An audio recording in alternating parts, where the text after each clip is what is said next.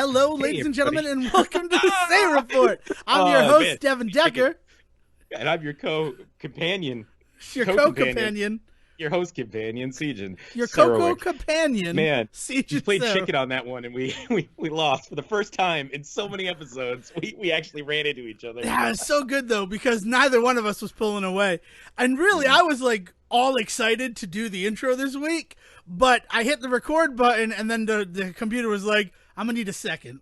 I'm gonna need like 1 minute Okay. before That I moment of start silence scared me, recording." man.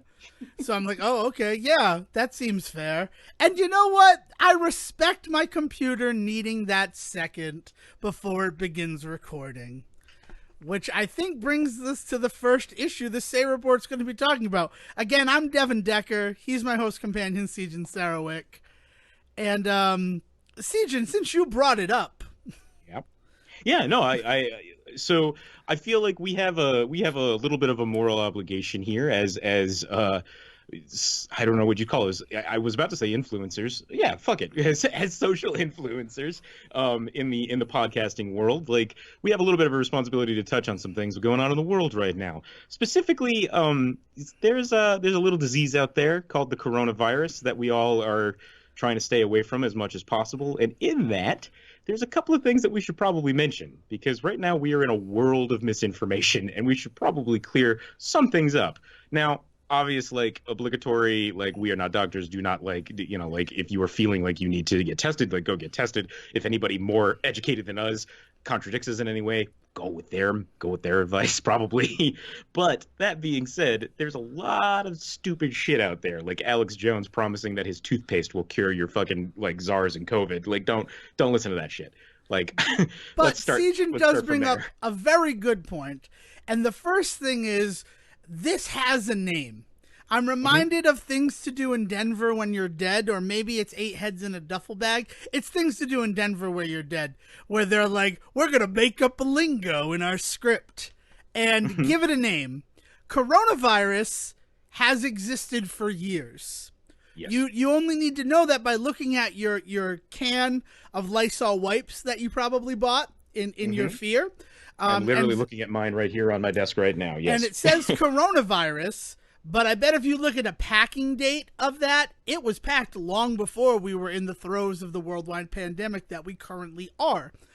So the first step to like stopping the spread of misinformation is understanding that this is a mutation of that coronavirus, specifically classified as COVID-19. Now, before we get too scary with this, keep in mind that like the flu mutates every year. This is not news to us. The viruses change, they grow, they ebb and flow. Like this is not weird that this thing has evolved into something different. It just so happens that this particular strain is a lot more aggressive and deadly than we have dealt with in the past, but not insurmountable, Right. which is key. It's just a more virulent strain of coronavirus classified as COVID 19. There And you the go. reason why that's important is because a lot of people are spitting out facts and figures about coronavirus, acting like coronavirus shouldn't be something that you're afraid of. And honestly, most of the time it shouldn't be. It's Right. just something that's out there and exists. But Yep. what has caused us to shut down entire states and close our borders and, reevaluate our entire way of living is the fact that this specific strain is so virulent and has proven so deadly to a portion of the population. Yes. And it's also key to remember that it is exactly that portion of the population that we are talking about protecting. A lot of people out there, and I'm sure you've all heard this a million times, everybody's worried about themselves, and that's not the point, right? Like the portion of the population that we need to worry about are those with compromised immune systems, older folks.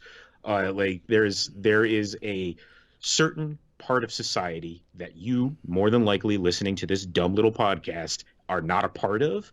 This isn't about you. This is about them.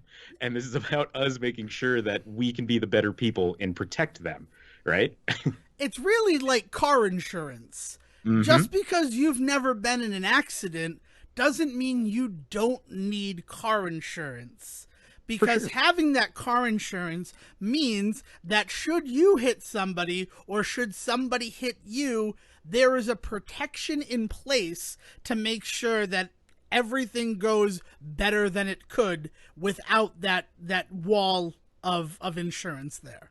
Yeah, as some people might argue, that's always been the point of these types of conversations revolving around like healthcare and social reform and stuff. But that is a that is a conversation too deep to have right now when everybody is sick. Right. So, But that's the thing. You are not sick, but you are being asked to stay home because you don't want to be a carrier.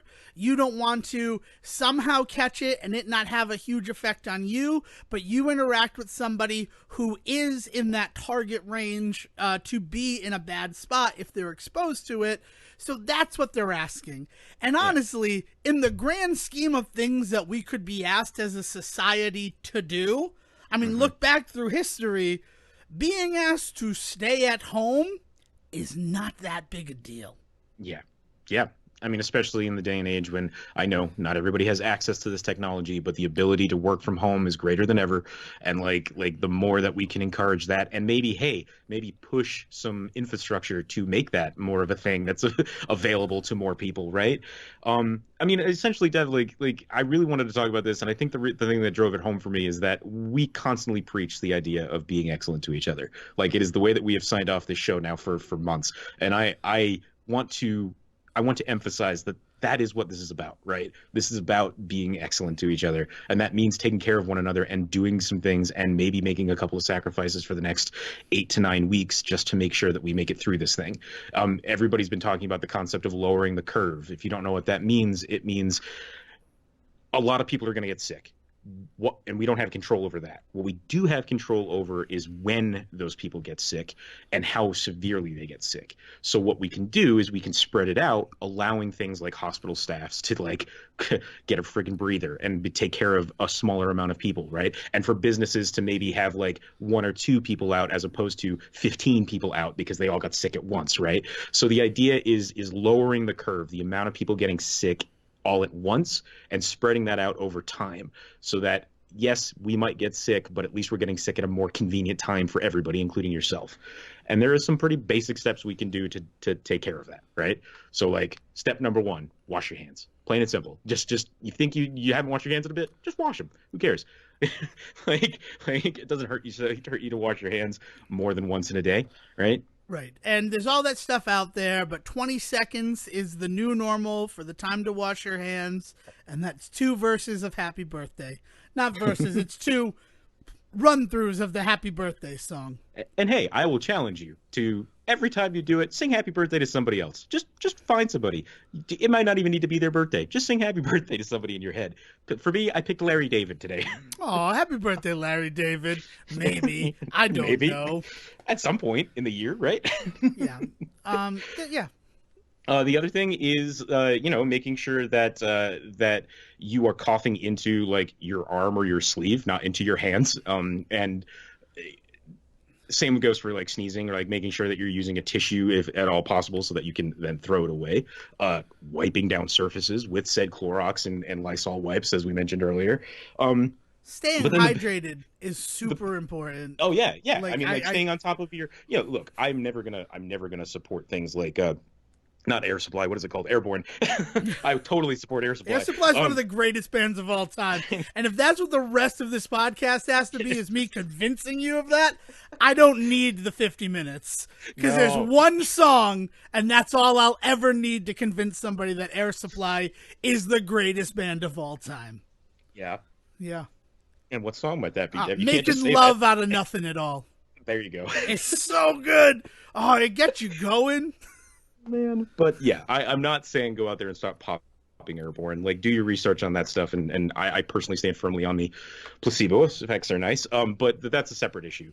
But getting some vitamin C in you and like drinking some juices and staying hydrated is never a bad move, right? Like, so just stay on top of that. That's good for health in general. If you drink water, you'll find that you have more energy. There's less toxins in your body because you're washing it out. Yeah, no excuse now, right? Like you're home all day, so drink your 8 cups, man. So the last thing that everybody's talking about, and we should talk get a little deep into this, I suppose, is the concept of social distancing. Hey Dev, what's social distancing? Social distancing is being social but distancing yourself from other people who are also being social. I think I'm not really sure. It's sort of a buzz phrase, and it seems like it's one of those things like go outside and take a walk, but if you see someone else walking, like give them their space. Yeah, so the rule that I have heard, and granted, this has not come from like the CDC or anything. This has come from the likes of like a John Oliver type and stuff like that. But basically, try and stay inside as much as you can. Do a lot more online stuff for right now. And if you do have to go out, maintain a distance of 6 feet from people, if that is possible. You know, like just it's not a great way to go through life, but you know, it is again, it's 8 to 9 weeks of us having these minor inconveniences, and hopefully we'll be through this thing, right? Now, this doesn't mean that you also have to do this like in your house with your family. You know, the unfortunate truth of the matter is that we're not going to be able to stay socially distant from everybody, right? But the point is to do this as much as you possibly can. Right, because you don't want to get too close to somebody. I mean, I remember the 3 foot bubble was what it was before. I understand doubling that to make sure that we don't infect somebody or get infected by somebody who may have it. Because Right. the other thing about COVID-19 is that there's an incubation period with it. Yeah. There is a time where you are sick, but you do not know you are sick. Just like with the flu. Just like when I go to the doctor because I've been around people who have the flu and they say, yeah, you have the flu because you were surrounded by 3 people who had the flu. Right. Even though you don't feel sick and you haven't presented any of the symptoms, it's in your body. And that's when you want to catch it so that they can, treat it before it becomes a problem. Right. But that time where you don't think you're sick, that's when you're the most contagious. So just like Susan saying, it's 8 to 9 weeks of staying at home and being kind to the people that you do have to interact with. Takeout food seems to be the only thing at restaurants. There are people who are still going to work every day. Tip well, be kind to them where you can, because currently this is their hell. Mm-hmm. Yeah, and until we all figure out like the social side of this, like what this is going to mean in terms of like people getting paychecks and stuff, like everybody's just going to have to like be kind to each other and like just give each other the time and the space. If you've got the ability to let somebody off on a debt in your life, maybe now's the time to do it, you know? Like anything that we can do to help each other out right now is going to be key. So, and the last thing, and this is going to be our jumping off point into the next thing, since you're going to be at home with a lot of time to think, I've come up with some musings in order to fulfill your time. So I got 2 good ones, and maybe Sejin can jump in, not just to answer, maybe there's something that he's been thinking about. But Sejin, I'm sitting here at my favorite table, the AB table, and I have the 2 prompts written down. Do you want to start with prompt A or prompt B? Oh, let's start from the top, baby. Let's go with prompt A. Okay, prompt A. Now remember, if you're sitting at home and you don't know what to do with yourself, try to think about an answer to this question. Had Tupac Shakur not passed away at the tragic age that he did, gunned down, do you think he too would have sold out the way that Ice Cube Snoop Dogg has? I do have some opinions on that, but It's fine. You share those opinions. I think that if you look at the trajectory that his career was already taking when he died, I think it would have been inevitable. And I'm not saying that in terms of like shame on Tupac, because I don't think that Snoop Dogg and Ice Cube and Ice-T or any of these guys should feel bad about making it so far in life that they're allowed to get out of the game. That was always the point. Yes, and that's really the question. I mean, you could put in Kurt Cobain there. You could put in any of these artists who died at a tragically young age, and the answer is pretty much the same. You only deal with the game until you can get out of the game. But Tupac, of all the people, and because I heard a debate about this. I was watching a stream on Twitch, and everybody was telling the streamer that he was wrong for his belief that he would do that. But he had made that movie with a Belushi. Yeah. Yes. No. I mean, look. And the way that you got to look at it is, what do they do once they're out, right? Like, another good example of this that people don't think too hard about is Chris Rock, right? Like, this dude is a guy that came up from nothing, a comedian in New York, and has now found himself in a position where, I mean, he's the Adam Sandler of African American comics. Like, really, like, I love the guy, but he falls firmly into that category now of like, yeah, I'll make a family movie every couple of years just to kind of like make the millions. And then between that, he does a lot of really good work. You know, everything from Good Hair a few years ago to like, have you seen anything about Spiral yet, Dev? Like, Spiral it's actually looks like it's super intriguing. be incredible. Right? And like, I was upset when I saw that it was related to Saw. Not that I have any problem with the Saw franchise, but watching the trailer before... Yeah, spoiler alert, by the way. What was that? Spoiler alert, by the way. Like, for a trailer. Like, I mean, is it a spoiler? The full title is Spiral from the Book of Saw. Yeah, see, so I didn't know that was the full title. I've been seeing things for a few weeks about Chris Rock's new movie, Spiral. Didn't even know if it was like a comedy or not. So I finally watched the trailer the other day, and lo and behold, right? But I think it's actually really important, and we'll talk more about it when the movie comes out, but I think it's actually really important that it is a Book of Saw movie. And we'll talk more about that when it comes through. Right. But that's what I mean, right? Is like, Chris Rock is in this position now where he can do this thing where he makes fucking Grown Ups 2 5 years ago, and it gives him more than enough money to coast on to do the kind of projects that he feels gives back to the community, right? And the same goes for like Snoop. Like, he's in a position now where like he helps out a lot of young artists come up, you know, and you can argue about that. Like, Dre is another perfect example of this, a guy that sits on his fucking throne and like but he makes sure that other people get a piece of the pie, right?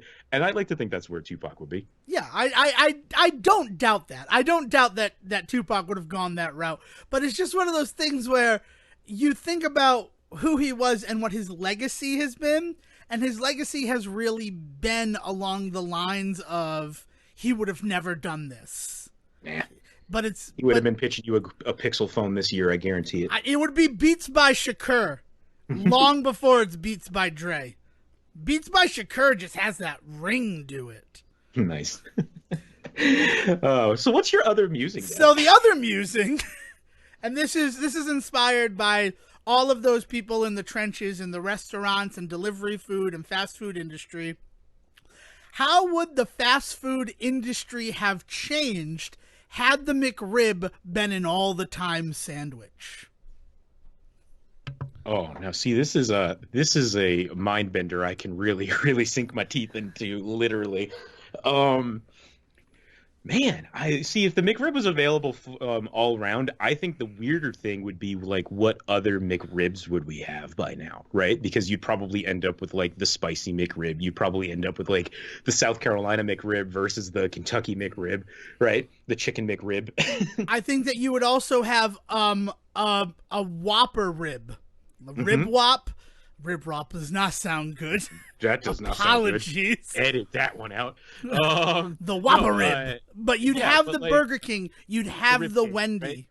Right? Yeah, you'd have the Wendy's version of it. Right, for sure. The Ribbinator. Man. Again, that doesn't sound good at all. Oh, the Ribbinator, though. The Ribbinator would totally be what it would be. And it would be like three McRibs stacked on top of each other. It would be bacon McRib, bacon McRib.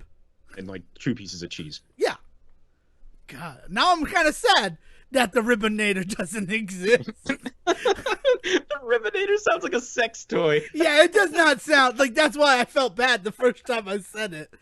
But yeah, it's just one of those things where, first of all, I feel like they didn't bring the McRib back last year at all. I mean, so it's based on pork prices, right? Like, isn't that the deal? That is what it is. It's based on pork prices. Yeah. So I mean, like, considering the fact that, like, as much as everybody wants to talk about what a great economy this this administration has seen us through, I think that is pure evidence that maybe that's not all true. The fact that we have not seen a McRib in one of the years that Trump was president says a lot about his presidency. Wow. Weirdly. Look at that. There should be your political argument as to why he doesn't deserve a second term. That guy loves McDonald's. Look, And he couldn't even bring back the McRib.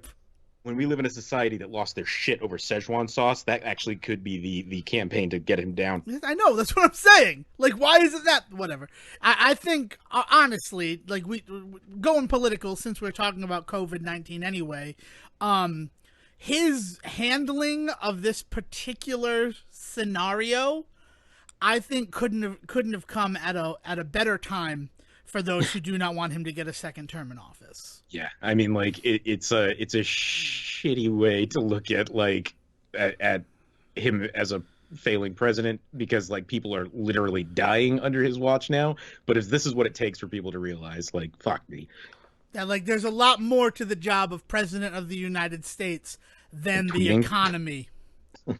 Well, right, the questionable economy and the fucking, like, mean tweets. Yeah, for sure. Like, you also sometimes have to do real work, and his ostrich approach to it has not helped this country at all. All right. Yeah, man. Look at that. That was fun, huh? We had a hard out. But about the COVID-19. Enough about the COVID-19. I mean, let's talk about more fun things to keep people occupied during these trying times. So I saw 3 movies last week because the movie theaters were closing down. Okay. So when I was already out seeing a movie, I'm like, well, I need to see as many as I can tonight, because I'm already out, so I'm already exposed. Yeah. I might as well, right? and we had implemented a plan at the beginning of March regarding going to the films, and that was, we had a tube of Lysol wipes, fully wiped down the chairs before we sat down, and then washed our hands, and we weren't eating food or purchasing food while we were out. Like, we were there to see the movie, and we tried to do it as clean as possible. So with this, in fact, we're going to see 3 movies. And I finally got to see Emma Period, nice. Which I guess that's how you're supposed to say it. It's Emma really? With a period at the end. It's not just Emma? Okay. The period is important. Just like how it's important at the end of the Star Wars roll that it ends with an ellipsis and then a period, to let you know that the story is not over, but that's the end of this statement. Okay. The director of the film has said the title is Emma with the period to let people know that it's a period piece. I was just gonna ask. Is it just to let people know that it's not like it's not gonna be Gwyneth Paltrow in Converse sneakers shooting bow and arrows. What? Okay. Yeah, but the worst part, Sejan, is not just that you asked that. It's sitting in the theater, and the title card comes up, and I notice that period, and I say, I swear to God, if that's there to let me know that it's a period piece, I'm gonna lose my shit. Fuck, I was like trying to formulate a joke around that, and then it was the real thing, and now I'm just sad. Don't be sad, though, because Anya Taylor-Joy is excellent. Yeah, I mean, I've heard nothing but good things, so I'm glad that you enjoyed it. Yeah, it's very, very good. I mean, it's Emma. So Emma, it's a Jane Austen piece, and as much as I enjoy Jane Austen, and I will admit to being a fan of Jane Austen, I have to say it always starts a little bit slow. Yeah. Emma's the funny one, though, right? Like, that's the whole point of Emma for Jane Austen novels. Like, it's the like Charles Dickens style, like satirical one, kind of, in a way, right? Yeah, it is. It's definitely funnier than something like Pride and Prejudice, but just because it's funnier, it doesn't change the fact that it's Jane Austen who's writing it. For sure. Yeah, but okay, yes. I don't mind Jane Austen's writing really much at all. Like, for you want long-winded, like, classical writers, there's worse you could do than Jane Austen. Yes, I 100% agree with that statement. It's more the fact that Jane Austen really got into a formula where, like, there's a lot of setup, and that setup is the hardest part to read. Because then once all the pieces are in place, it's a rollicking ride. Even something like Pride and Prejudice, which, the BBC miniseries being 6 hours long, telling that story, once you get past the first 2 parts, it's a romp. It's a lot of fun. And it's very much in Emma, it's broken up into the 4 seasons. Mm-hmm. And once if you're able to get through autumn, you're going to have a really good time. But you have to get through autumn. Yeah. So that's really it. But the cast is incredible. And, but you're not wrong when you call it the comedy one, because it's basically the basis for Clueless. Right. Yeah. Which 25th anniversary of Clueless this year. As a reminder to everybody, maybe that means we're going to do something with it. We should definitely do something with it. We'll talk about that later. Yeah. But yeah, so seeing Emma, that was a lot of fun. And then we followed that up with The Hunt, which finally released. It was going to be one of Dale's birthday movies. That's a roller coaster. That's a whiplash right there. That's not the Miles Teller movie. That's a pretty big shift to go from Emma to The Hunt. But The Hunt is awesome. I don't even want to talk about it until you get a chance to see it. Okay. But I am going to say, I know it'll be difficult, but if you got to see The Hunt, because it's excellent. How do you feel about the move of canceling it during trying times like August? I think it was foolish, to be completely honest with you. I mean, we all did at the time, too. Yeah. Like, you can go back and listen, but I'm glad to see that we were validated in that opinion. That's all. Yeah, and especially, like, remembering some of the reasons why it was canceled. Not just... I mean, the big citation was the 2 shootings that happened at movie theaters. For sure. There was definitely something about violence at the time, but there was also something going on about... I mean, we had primaries coming up, and the idea that people thought that it was a very political film also fed into a lot of that too. Yeah. But what I will say regarding that political film is that it is super bipartisan.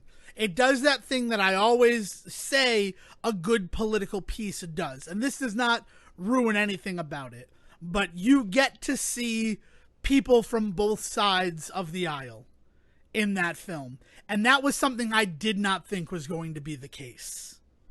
And that is one of the things that impressed me about it. But to say any more would really color it. And I would like you to see it. And I urge everybody to see it. I mean, I don't know, in the wake of, like, theaters actually shutting down, I don't know if there's going to be distribution plans to get this stuff out to you sooner for the cost of a ticket, something like that. We're going to see what happens with that. But when you can see The Hunt, go see The Hunt. It is worth it. It is not a horror movie, despite some of the marketing. I know it's Blumhouse, but more than anything, it's kind of an action satire. Interesting. All right. Cool. I'm glad to hear that. All that. Huge recommendation for The Hunt. Like, I keep waking up and just remembering moments of it and being like, I can't wait to see it again. Which brings me to the third movie, and this was the movie that was kind of tacked on because I didn't want to miss it, especially in the wake of hearing that Fast and Furious 9 was pushed back that, like, same day. Yeah. And that was Bloodshot, starring Vin Diesel. Hell yeah. How's our boy doing? Oh, my God. First of all, Vin Diesel is great. All right? Like, yeah. I know that, like, I bring up... Report approved. Fast and the Furious is obviously the first thing you think of. I mean, most people think of that first, right? I will say Groot. Groot is the thing that I think of first when people mention Vin Diesel. That's fine. But Fast and the Furious is a fair thing to assume about everybody else. Groot is a tree man. Fast and the Furious, he's himself. And he's been himself in freaking 6 out of the 9 movies that have currently come out. And he's gearing up to be in a 7th. I fucking just lied. He's been in 7 of the 8 movies that have already come out. I forgot about his little cameo at the end of the 3rd one. At the end of Tokyo Drift? One of the greatest moments in that movie. God, in a movie full of great moments. Tokyo Drift is so good. Yeah. It's better than it has any right to be. Oh, except my friend dies, but that's okay. Yeah, drama. Your friend dies, but dies. Your friend dies, but I don't know. F9, justice is coming. Like, my friend's driving all of them. What are you talking about? Your friends are driving all. But justice is coming, Sejin. And its name is John Cena. I am so excited. But so because they're AMC, it's where we go to AMC, and they have adopted a very rigorous cleaning process, and they have completely overhauled their whole setup. But we're out at the film, but we're waiting there. Everybody who's going to go into Bloodshot, and like it starts at 10:15 and it's 10:05. But we're sitting there and we're talking about what trailers we might see with people, and it takes us off into this whole discussion. And we named every trailer that we ended up seeing, but in addition, there is the fact that every single trailer that we saw has been pushed back. Yeah. And that is the strangest thing about that night at the theater is like it's only a small amount of films that have like confirmed delays right now. It's like 8 or 9. Mm-hmm. But these are the trailers that showed before almost every movie that we saw that night. Yeah. And it's weird. Like even Antlers, like I finally saw a trailer for Antlers and it looks crazy and good and like it's building on existing folklore, so I'm probably going to go see Antlers even if it's on my own, but now that's been delayed. And I'm like, I just found out about this movie and already it's getting pushed back. But it's all in that. So the reason why I'm focusing so much on the trailers, it's twofold. And fold one is the fact that for Bloodshot, if you haven't seen a trailer, try not to. Because all right. We talk about the Sejan's Gambit here. Okay. And it's one thing when they show the final scene of a movie in the marketing, right? Because a lot of the times that scene is out of context. When it's a movie like this and the trailer is, I'm going to say 88% the third act of the film. Yeah.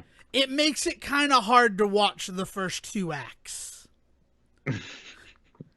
That's not to say that Bloodshot does not grab you by the hand at the beginning and pull you through its entire, hour and 29-minute runtime. It's a tight movie.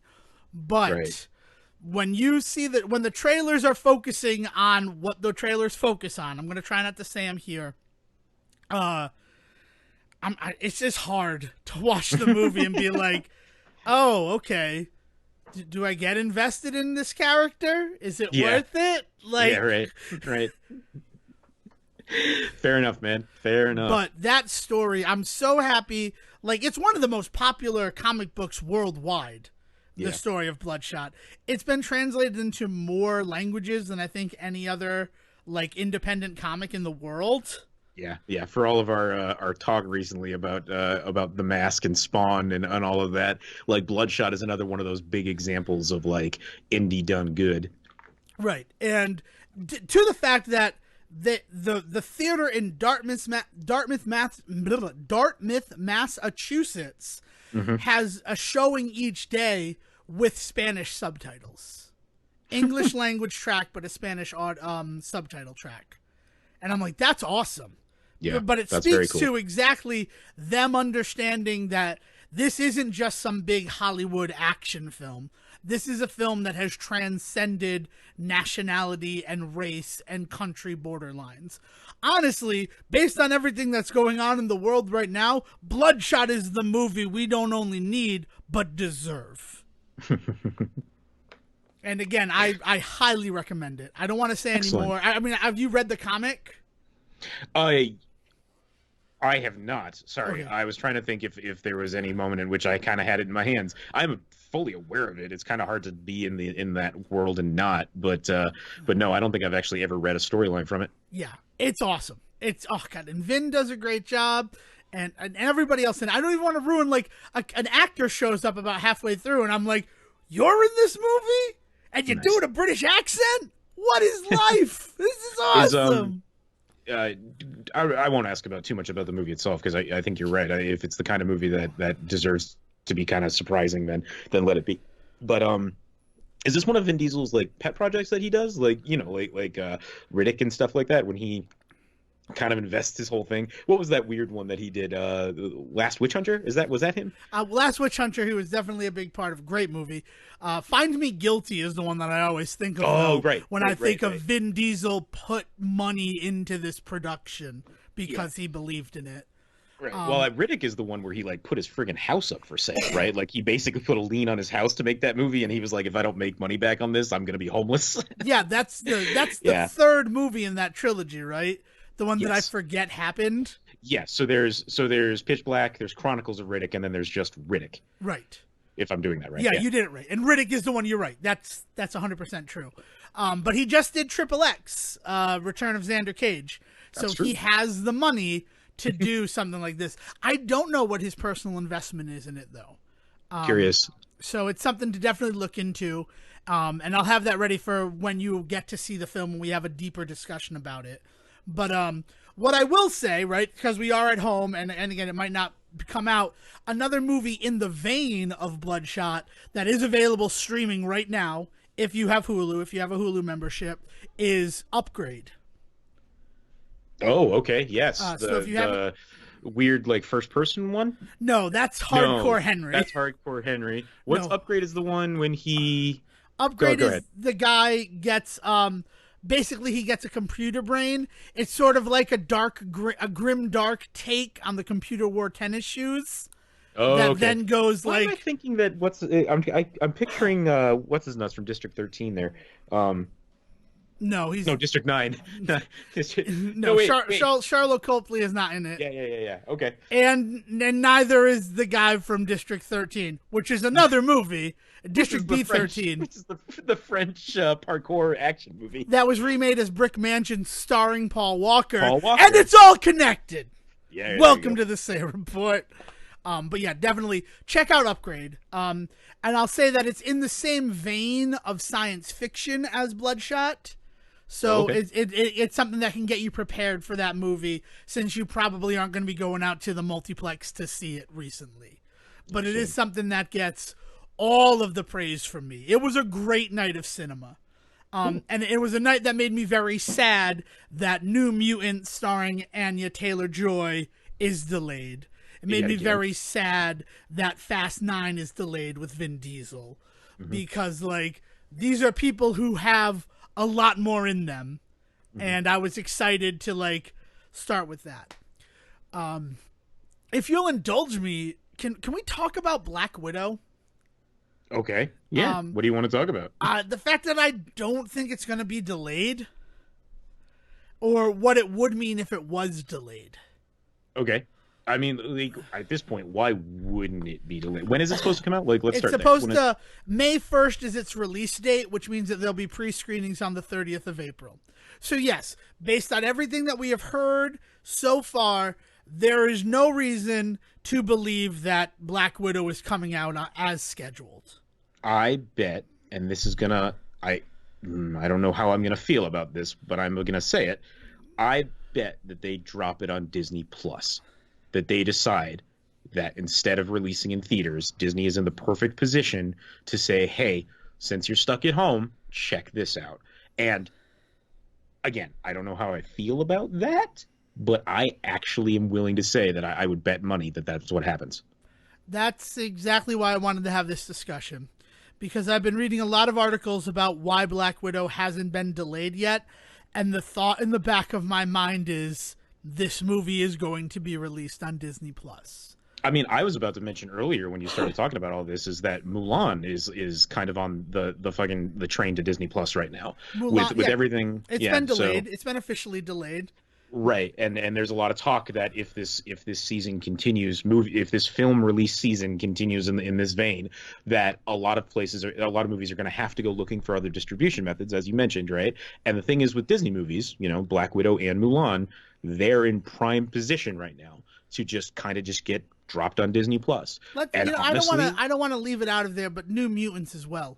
New Mutants should have just been dumped to Disney Plus or Hulu, and it's surprising Hulu, that it wasn't. I will say maybe Hulu. Right, because it's R. It's an R-rated movie, but still, it's one of those things where this is a movie that was supposed to come out in 2017 at this point, And they're like, finally, in April 2020, we're going to get to see New Mutants. At this point, cut your losses and just let us see this film. Yeah.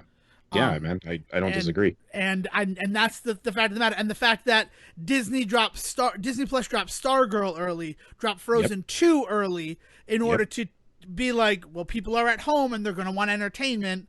Let's bring people to, like, for lack of a better phrase, our struggling streaming platform, because they have not seen the retention in the wake of The Mandalorian. Well, and part of that is because they have not been releasing things regularly. You know, Netflix, and this is because they've been doing it a longer, but Netflix has something coming out every week, whether or not you know it. Yeah. Right. And Disney just doesn't have that right now. Yeah, you're not wrong. And that's 100. It's true. I don't know why I'm agreeing with you, because I agree with you. But the fact of the matter is, Black Widow, if it doesn't come out in May, right, that fucks with WandaVision, that fucks with Winter Soldier and Falcon, and that fucks with the Eternals. Yep. So, if you push it back, you're shifting everything.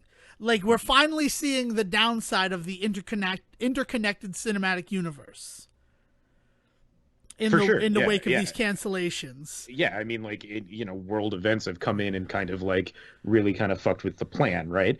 And as much of a downside as that is, I don't think anybody could have or should have ever planned for this, right? Like, right? Like, yeah, I'm not. Don't think that I'm saying, wow, stupid move, Disney and Marvel. How did you not know that a pandemic was coming? There were at least 2 books that mentioned it. I mean, from an academic perspective, it might be kind of interesting to see what happens if it doesn't come out, and we get WandaVision, and we get Winter Soldier and Falcon, and we see how much we miss it. Do you know what I mean? Like I often am very curious. Like we talk about people that only watch like the mainline Avengers films, or they don't love Hulk, so they never saw the Hulk, but they've seen him in other movies, right? And they get it, right? You still get some of that. People that went to Civil War without ever seeing Winter Soldier, my mother, who saw Civil War and then saw Black Panther and did not know that he existed in that first movie.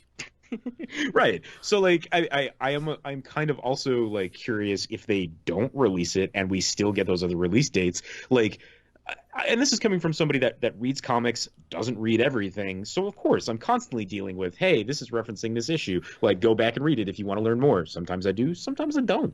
So like, well, maybe we'll see what happens if a movie doesn't come out in the scheduled time slot. If that kind of maybe pushes Marvel to rethink the need to constantly be like churning something out, keeping the stream going, if they don't necessarily have to. Yeah. I mean, the bigger issue is, say that if you're going to push back Black Widow, the prime spot is where Eternals is.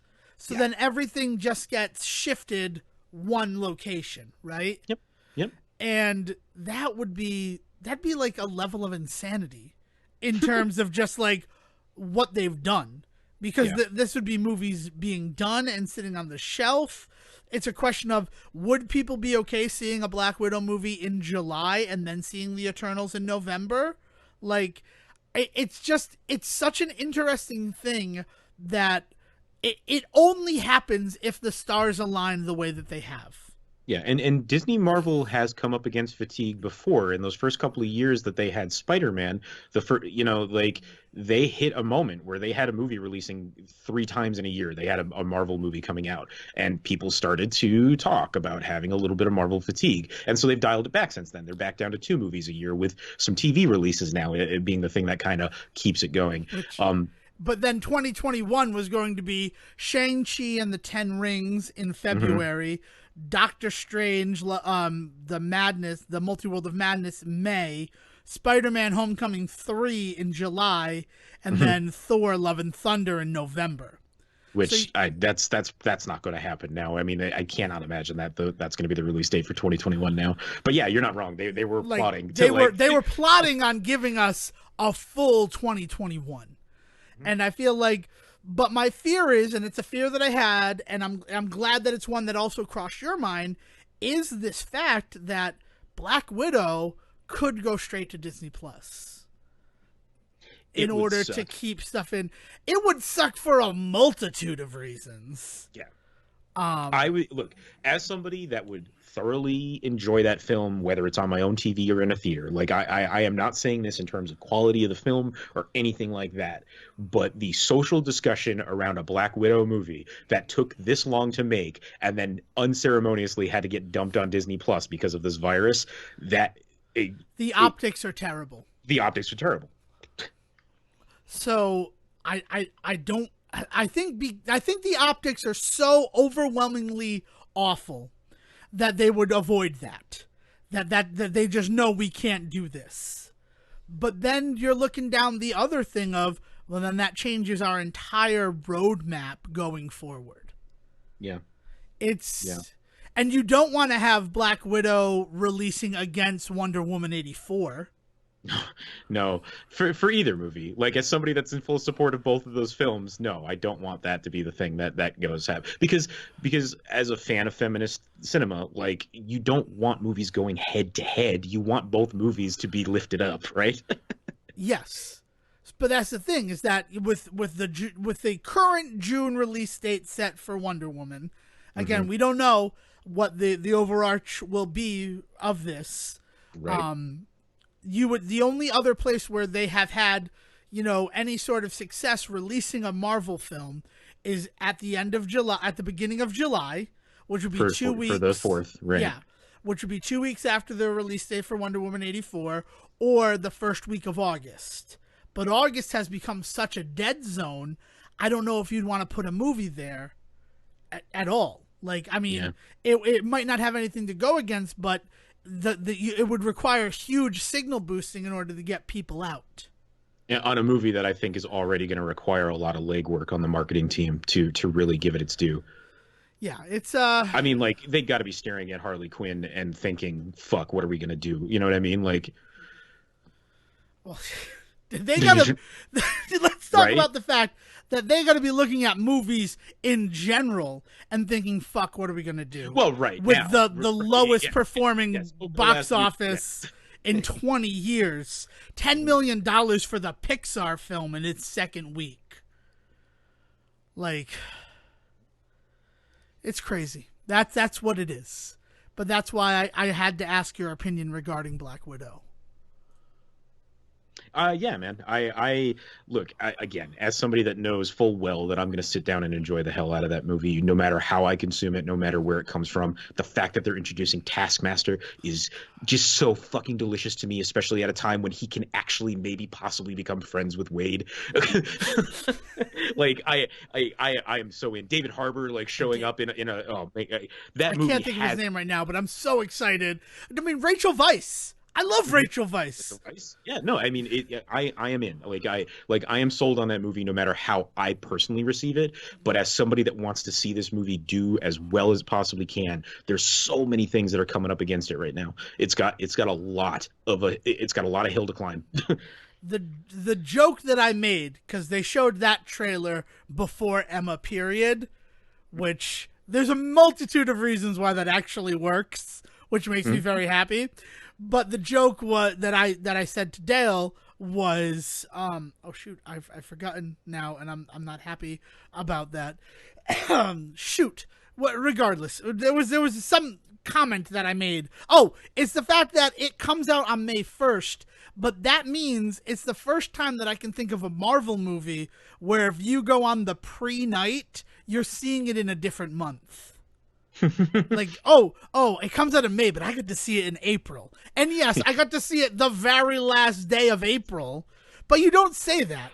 I saw it a month early. Yeah, same as if you're ranked number 17th in the state as like a business, you say that we're in the top 25 businesses in the state. Right? You don't say we're in the top 100 businesses of the state. You say you're in the top 1,000 podcasts of the month. Yeah, no, I understand completely. Yeah, it's I don't know. It's frustrating to me because I'm like, and I'm stupid excited about it because Black Widow is this character. When I got way into comic book collecting my senior year of high school, that like hers was a book that caught my eye because it wasn't superhero-y. No. It was was all at that time. It was all spy novels, right? it Like was that's grounded in reality. yeah, yeah. And like the weirdest thing was when she met with the woman who like cultivated the red room, and like she needed to sit in a bath because like her body no longer created like any sort of fluids, so she would dry up and die if she didn't always sit in a bathtub. And I'm like, that is the most superhero that this character has gotten. And really, that's more James Bond than it is Yeah, superhero. yeah, Like right. yeah, you know what I mean? Like, oh, this dude has a bullet in his brain, so he feels no pain. Like, oh, okay, like Yeah, that's how far we're it's willing to go. spy-y, but like it was one of those things where I'm like, okay, this is the Marvel side coming into this character. Actually, honestly, it's more Blade than anything else. But weirdly, Blade is but also Marvel, but you're not wrong. Like the Blade no. book, That's yeah. that's what I mean. Is like if you're gonna compare it to anything, it reminds me of like the big fat dude in the first couple of books of Blade there that he ends up frying. But yeah, I'm super excited about the movie, and I want it to do well. And you know, I'm not maybe it drops on Disney Plus and it becomes like a whole revolution for them, where like, oh, more people saw this because it dropped on Disney Plus right now in the middle of this huge thing when everybody's stuck inside than would have seen it if they went to the theater, you know? Right. And maybe that becomes a thing, cuz the series have always been a hard sell for me, because even as much as I'm a comic book fan, as much as I enjoy comic books, I like the movies in the MCU because I know that they have constraints. I know that they have to tell the story in a timely manner, Right. so that like there's not going to be the stuff that like I'll read a comic book if I want to read a comic book. Mhm. I don't want that in like a 10 episode series. For sure. And that's what they do. They lean more into the comic book stylings. But if they can have success with an actual film coming out to one of these platforms, maybe they would be less afraid to do that. And maybe we could get another Hulk movie. Because you know what were great, and I'm not ashamed to say it because I own all of them, the Incredible Hulk TV films. Hell yeah, man! Like the one when he's put on trial, the trial of the Incredible Hulk, and fucking Matt Murdock shows up as his lawyer, and Arturo from Sliders plays the Kingpin. Oh man! I think for most people, he's what's his nuts, the dwarf from Indiana Jones, from Lord of the Rings. Yeah. Oh, all right. I don't. What's his name? Gimli. Gimli. Yeah. Gimli. Yeah. I'm not a big Lord of the Rings guy. No, Gimli. I know his Michael Rice Davies. Is that his name? Yes. Speaking of the trial of the Incredible Hulk, my favorite moment is when the Kingpin confronts Daredevil and he has the bright lights and the supersonic cannons, and it like incapacitates him. And then, you know, the Hulk comes in and breaks it all and everything. And he's like, he knows that I'm blind. And the Hulk's going to be like, actually, there were bright lights too. So he just knows that you have hyper-developed senses. He doesn't necessarily know that you're blind. Smarty pants. It's just like, it's like such a thing where like, first of all, the fact that it's Bill Bixby delivering the line, Bill Bixby's David Banner is such a cocky asshole. Yeah. But just the way he's like, actually, but it's also like, I mean, you're kind of explaining light to a blind person. Like, slow your roll a little bit, David Banner. He basically just mansplained vision to this blind dude. You nice. sight-splained to this blind guy. Oh man. But also, I guess while we're still talking about movies, I saw a little trailer this past week while I was out at the movies. I'm going to tell you the movie that I saw a trailer for, and then I'm going to ask you to guess which of those three films it played before. Are you willing to play this game with me? Hell yeah. Let's do this. Yeah. So Devon Decker finally saw a trailer for Ghostbusters Afterlife. Okay. Which means that we can finally discuss it. The three of them were Emma with a period, Bloodshot, and The Hunt, right? Yes. I think it fits. I don't think it was The Hunt. If it was, that's the weirdest one to put it in front of for me. Bloodshot is a comic booky audience, so you do have the nerd factor there. And I think considering the hard left turn from the woman empowerment film that the 2016 version was, it wasn't Emma. So I'm going to say Bloodshot. It was before Emma. Okay. Hey, Honestly, that if you same said The Hunt, that would have been the thing that threw me off. yeah, But the Hunt had like 3 Red Band trailers before it. It was an awesome trailer experience. nice. Yeah, it was strange because Bloodshot is by Sony. And I've been seeing all these movies by Sony expecting to see the Ghostbusters Afterlife trailer. Right. I did not expect to see it in front of a female-led, like, period piece. Hey, ladies, remember that time that we completely fucked you over? Like, okay. Remember when we alienated you because the fans didn't like that it was an all-lady Ghostbusters? And that's with quotes around it, fans, quote unquote. Yeah. I mean, that whole statement was supposed to be dripping in irony and sarcasm. Yeah. So I finally saw the Ghostbusters Afterlife trailer, and I don't know how to feel about it. You've seen it, I imagine, right? Seen it a few times now, actually, Yeah. both in front of movies and because I've shown it to various people because I was like, "You see this shit?" I don't.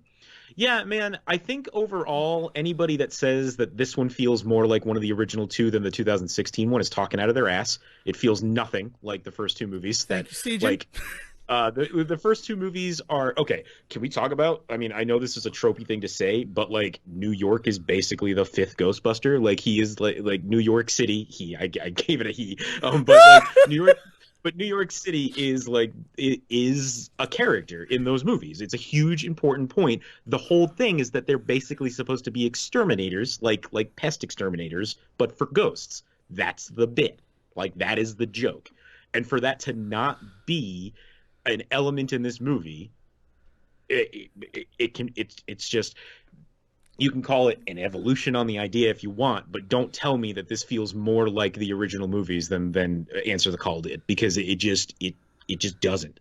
Now, that being said, I'm very intrigued by the evolution of the story, by the idea of this world growing and being bigger. I'm totally down for that. But like, it's just weird. Like to view this preview and say to me, like, oh, this is it. This is what I always wanted. Bullshit, it's what you always wanted. I couldn't have seen this coming from a mile away. So like, I'm right there with you on this. And I'm going to approach it actually from this feels like the original movies. And I think the part of it that feels like the originals movies is the Stranger Things 80s movie of it all. These kids finding Ghostbuster equipment and being like, we're going to fight ghosts. I missed the part where a bunch of teens showed up in the first 2 movies. Yeah. Right? Like, I mean, like, yes, I see where you're going, but like, that is definitely my argument against that mindset.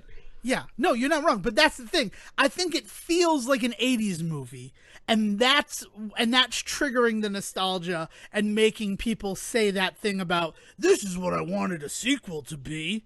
And it's like, but it's not.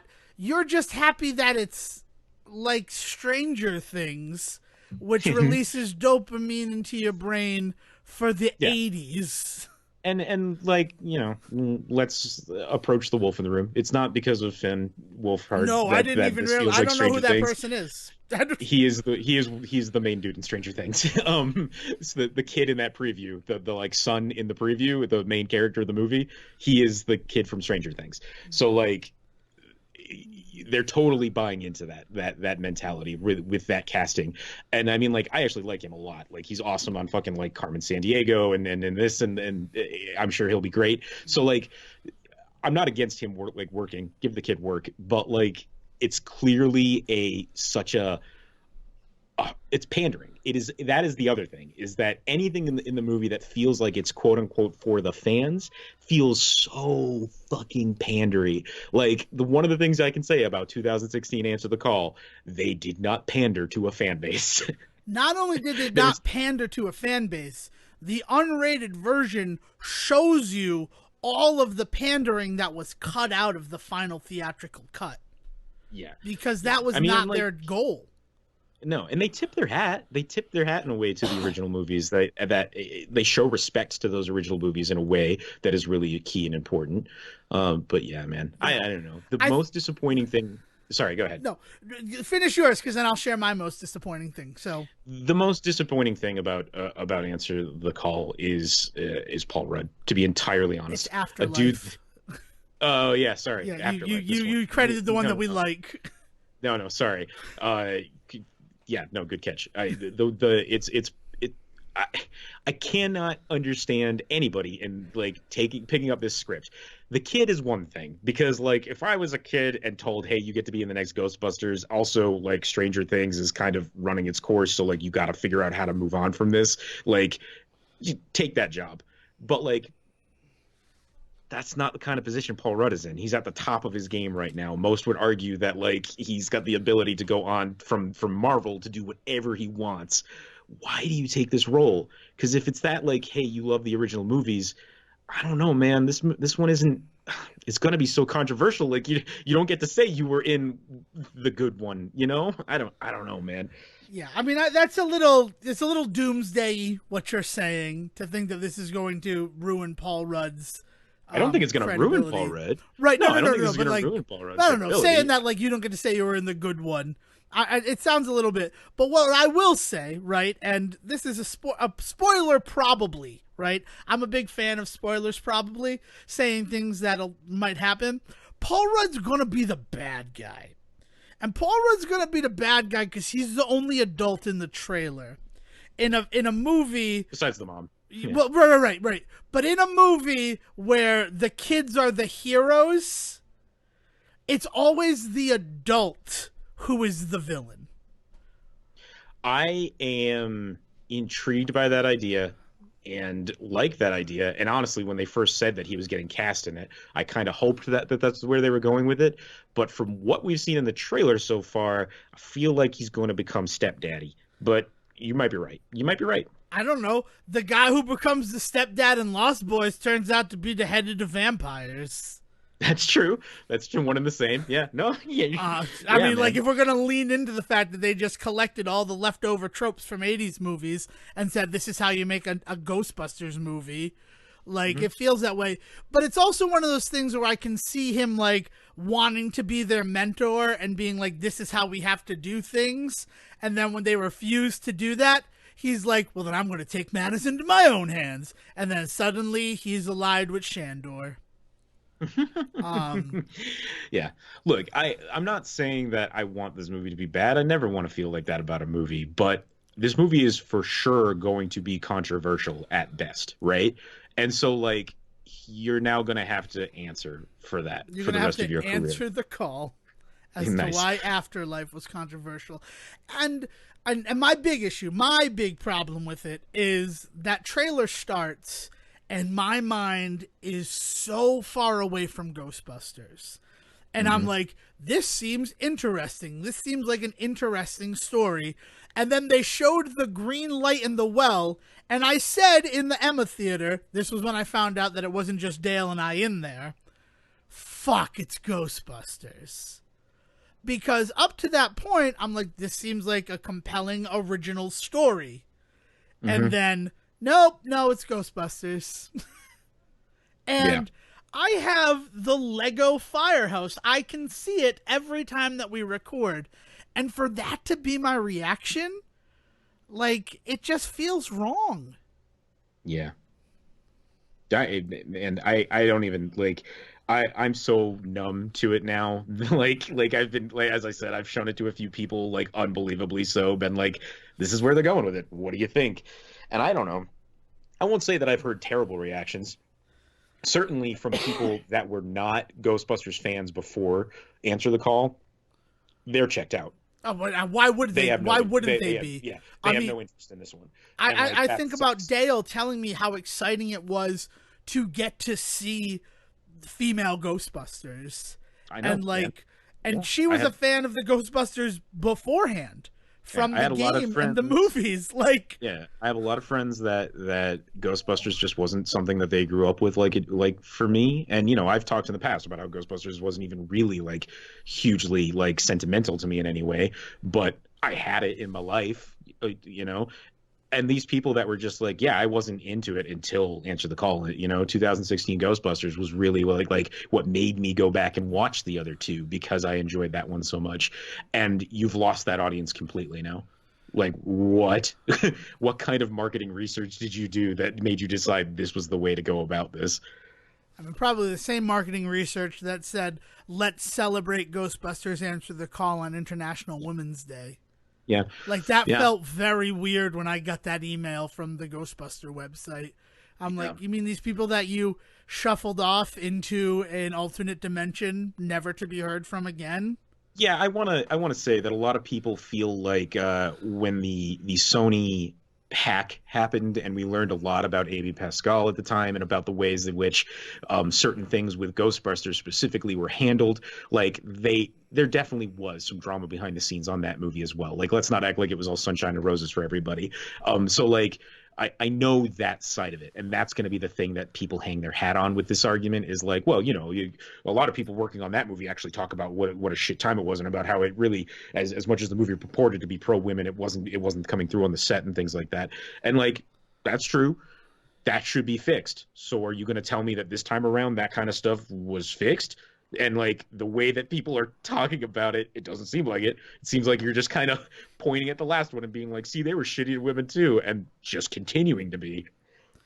Yeah, it was a sobering moment to finally see that trailer and to have all these thoughts and then have to like shove them down so that I could enjoy Emma. But yeah, so that's that. I guess that's it. I led a lot of this conversation this week. Is there anything you want to add or talk about as we wind on down the road? No, I just gotta finish Turtle Rock and then the Windfish and Link's Awakening, and then I'll be done with that. Currently, though, working my way through Dampe's Dampe? How do you say his name? Dampe? Yeah, working through his challenges, and I gotta be honest, I'm having a fucking blast. They're like wonderful. Building my own dungeons They're and stuff. Super fun. Yeah, of all of the silly shit that is in that game to like waste your time on, screw the trendy game. But the building dungeons is awesome. What I really like about building dungeons is you have to solve them in order to get items from Dampe. So it became this question of like, how can I make this the fastest dungeon for me to clear? Based on the tools that I have. Right. I don't want to go up against the same 3 bosses every time I build a dungeon. Right, exactly. So I'm like switching it up. But like some of those bosses are a lot easier than others. So yeah, I'm not gonna fight the slime eel ever. But Moldorm, bring it on. Yeah. Friggin' hamburger face. Yeah. So I guess just one thing that I want to add is we're in a time of social distancing. There's a lot of stuff going out there. We offended somebody last week by talking about the Final Fantasy VII remake, despite him wanting to isolate. So as penance for that, I do want to just highlight that he has started a channel on YouTube called the Social Distancing Network, and he's trying to have streams so that people, these extroverts out there who need human interaction and are actually feeling like lost without being able to go out in the world, they can have somewhere in order to interact with other people. So just take a look for that on YouTube. It's the Social Distancing Network. SDC on a blue background is the network. So I do just want to like give a spotlight to that, because it's cool that there are people out there who know that they're going to need that, and they're offering these spaces for people to interact with other people but still remain safe from the COVID-19 threat. yeah, man, anybody that out there that is like feeling like isolated in a weird way with this, like totally to be expected with this kind of thing, with that in mind, don't hesitate to reach out to people. But also, if you know somebody that is normally very extroverted and you know they're stuck inside, or if they're an older person and they don't and they're scared shitless right now because of what's happening, or there's somebody that gets sick very easily, just reach out to people. Like more than anything, like let's make sure that even though we're all kind of not able to see each other, we still stay connected somehow. Which leads me to the last thing. If you're feeling particularly pent up inside and you need an outlet, why not start a podcast? I know that there's been plenty of jokes out there like, don't do that. The Hard Times did a whole thing of like, podcasts should not be started in the wake of this thing. But you know what? This is a great place for me to get out some of my extra energy every week. And, you know, if you want to watch a bunch of Contagion movies or Outbreak or stuff like that and talk about it with friends, do it. Do whatever can help you get through this. Because it might just be 8 to 9 weeks, but anything that you can do for your mental health in that 8 to 9 weeks, you're going to be better off for it. Know yourself and know others. Reach out, like Sejin said. And if you're looking to reach out, Sejin can be found on Twitter at Siege versus the World. And if you want to drop any more knowledge about various movies getting pushed back, and maybe you know something we don't about what's going to happen with Disney and Marvel and all this good stuff, don't hesitate to hit up Dev at Devon D. Decker. All right, now let's pass it over to a man who has adopted a simple rule in these trying times. The first rule about COVID-19 is don't talk about COVID-19. Will bring us home. Thank you for listening to the Say Report with your host Devon Decker and Sejin Serwick. Please follow the guys on Twitter and Facebook by searching for The Say Report, and you can always subscribe on your podcast channel so this is delivered straight to you and you can enjoy it every week. With apologies to your mother, we'll see you next time.